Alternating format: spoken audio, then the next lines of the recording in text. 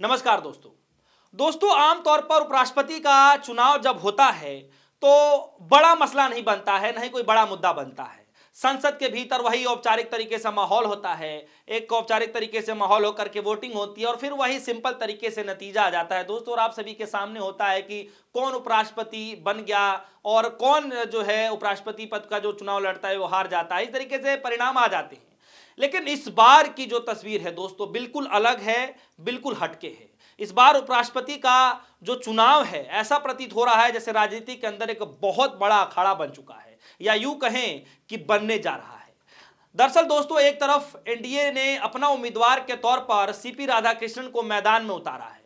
वो दक्षिण भारत से आते हैं, 2 बार के सांसद रह चुके हैं और बीजेपी के सीनियर नेताओं में से भी एक नेता माना जाता है, एक चेहरा उनका माना जाता है। दूसरे तरफ अगर आप देख रहे हैं जो विपक्षी पार्टियां हैं, इंडिया गठबंधन है, वो भी बड़ा दांव खेलते हुए और आप देखेंगे कि एनडीए से भी बड़ा चेहरा उतारते हुए बी सुदर्शन रेड्डी को उतार दिया है मैदान में। यानी सुप्रीम कोर्ट के पूर्व जज भी रह चुके हैं, साउथ के साइड से वो कद्दावर नेताओं में से भी एक उनका नाम रहा है दोस्तों कि किस तरीके से वो काम करते हैं। अब सवाल यहां पर यह उठ रहा है दोस्तों कि जब दोनों उम्मीदवार दक्षिण भारत से हैं तो किंग मेकर कौन होगा दोस्तों?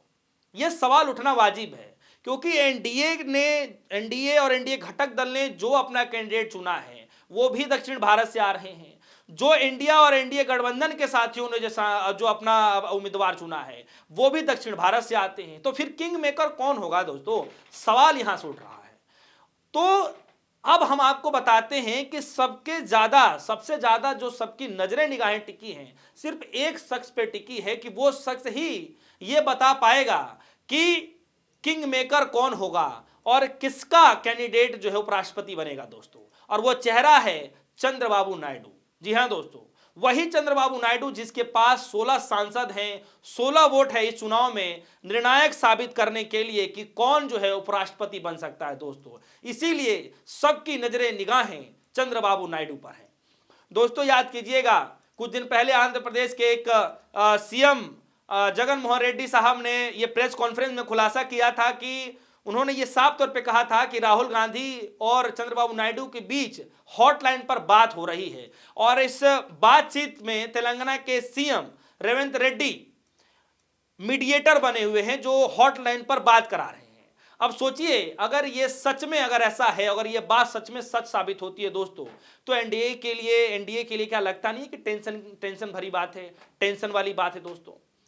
टेंशन हकीकत में हो जाएगा और यह बहुत बड़ी बात है जिस तरीके से यह खुलासा किया गया कि हॉटलाइन पर चंद्रबाबू नायडू के साथ राहुल गांधी जी बात कर रहे हैं, या यूं कहें कि राहुल गांधी जी के साथ हॉटलाइन पर चंद्रबाबू नायडू जुड़े हुए हैं, बातचीत कर रहे हैं, यानी टच में हैं। एक तरफ राजनाथ सिंह, ये खबरें चल रही थी कि खुद नायडू को मनाने की जिम्मेदारी दी गई है कि वो जाएं नायडू को मनाएं, और ये भी बताया जा रहा है कि पहले राउंड में भी ये बताया गया कि वो फेल हो चुकी है, वार्ता फेल हो चुकी है।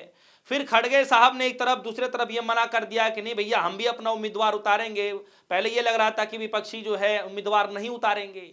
फिर देर रात तक मंथन चिंतन सब कुछ चलता है, उसके बाद में ये डिसाइड किया जाता है कि हम भी सुदर्शन रेड्डी को जो है उतारेंगे मैदान में और ये नाम हम फाइनल करते हैं दोस्तों। यानी अब खेल दिलचस्प हो गया। नायडू किस तरफ जाएंगे ये जानना बड़ा दिलचस्प है दोस्तों, और इसीलिए सबकी नजरें निगाहें, चाहे एनडीए घटक दल हो, चाहे इंडिया के घटक दल हो, इंडिया गठबंधन हो, सबकी नजरें निगाहें नायडू की तरफ है। यानी महिमा नायडू की दिक्कत सिर्फ यह नहीं है कि किसे वोट करे, दिक्कत यह है कि उनका बीजेपी और केंद्र सरकार से रिश्ता मीठा रहा ही नहीं दोस्तों, कभी भी मीठा नहीं रहा। यानी कई सारे ऐसे मौके आए जब चंद्रबाबू नायडू ने खड़े होकर मोदी जी की लकीर से आगे उठकर उस लाइन लेन से आगे निकलकर विरोध करते हुए नजर आए हैं दोस्तों। हम आपको पता है, हम सभी को पता है कि किस तरीके से अमरावती प्रोजेक्ट के लिए वो लगातार फंड मांगते रहे हैं। डिलिमिटेशन यानी जो परिसीमन के मुद्दे जो रहे हैं, उन्होंने कहा था कि दक्षिण के साथ अन्याय नहीं होना चाहिए। उस मसले को लेकर के भी आज भी वो मसला लगातार बना हुआ है दोस्तों। और आप देखेंगे कि जब ट्रंप ने मसला उठाया था, जब ट्रंप ने यह कहा था कि हम टैरिफ लाद देंगे, तब इकलौते नेता यही बने थे जिन्होंने ट्रंप के खिलाफ भी किस तरीके से उन्होंने खामोशी तोड़ी थी, चुप्पी तोड़ी थी दोस्तों। तो इसीलिए चंद्रबाबू नायडू का जो रवैया है एनडीए के साथ, वो साफ साफ नजर नहीं आ पा रहा है। यानी कहीं ना कहीं चंद्रबाबू नायडू जो बार बार ये बताते रहे हैं कि वो खुलकर बोलते हैं, यानी असली टाइम आने पर वो कब रास्ता अपना मोड़ ले, इसको कुछ कहा नहीं जा सकता दोस्तों। तो अब एनडीए के सबसे बड़ी टेंशन यही है कि कहीं नायडू के 16 सांसद इस बार पलड़ा विपक्ष की तरफ भारी ना कर दें, क्योंकि इधर विपक्ष सिर्फ उपराष्ट्रपति चुनाव में नहीं बल्कि एक और बड़ा दांव खेल रहा है दोस्तों। इसलिए क्योंकि चुनाव आयोग और मुख्य चुनाव आयोग गणेश कुमार के खिलाफ महाभियोग की तैयारी कर रहा है। और सोचिए दोस्तों, महाभियोग जब आता है तो सदन के अंदर, दोनों सदनों के अंदर दोस्तों, यह बताया जाता है कि जिसकी भारी संख्या होती है, जिसकी संख्या मजबूत होती है, तभी यह महाभियोग पारित हो पाता है, वरना नहीं हो पाता है। और विपक्ष को यह पता है कि संख्या बल में कम है, तो फिर महाभियोग लाने की कोशिश क्यों कर रहा है? कहीं ना कहीं इस बात का अंदेशा इससे भी लगाया जा सकता है कि हो सकता है कि चंद्रबाबू नायडू राहुल गांधी के साथ हॉटलाइन पर जुड़े हुए हैं। इसीलिए विपक्षी पार्टियों को ये उम्मीदें हैं कि जब महाभियोग लाया जाएगा तो फिर गणेश कुमार के साथ वो बिल पर भी जो है पारित करा दिया जाएगा दोस्तों।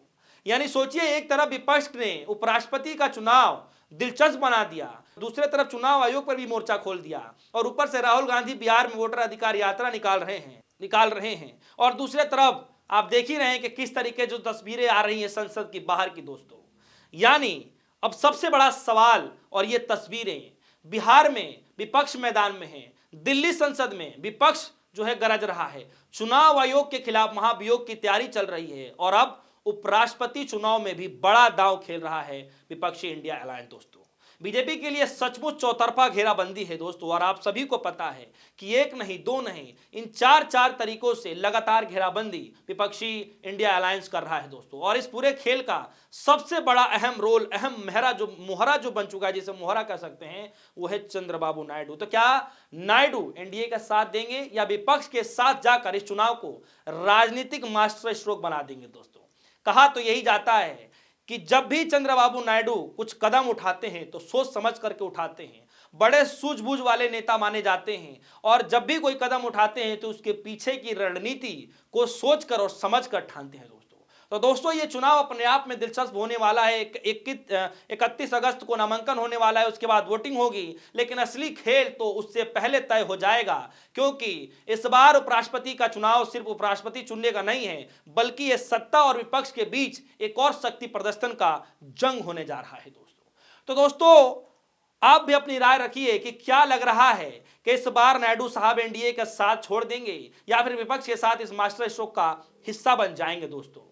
तो दोस्तों, कई सारे सवाल हैं। क्या लगता है कि इस बार उपराष्ट्रपति का चुनाव में क्या खटाई पड़ने वाली है, और कहीं वो तस्वीर फिर से तो नहीं दोहराई जा सकती है दोस्तों कि जो कॉन्स्टिट्यूशन क्लब ऑफ इंडिया के चुनाव में देखने को मिला दोस्तों? तो कई सारे सवाल हैं, कई सारे पैतरे हैं, और इसमें सबसे बड़ी अहम भूमिका और अहम मोहरा चंद्रबाबू नायडू। आप सभी के मन में भी कुछ सवाल है तो जरूर बताइएगा। फिलहाल के लिए दीजिए इजाजत, देखते रहिए देश न्यूज़। धन्यवाद।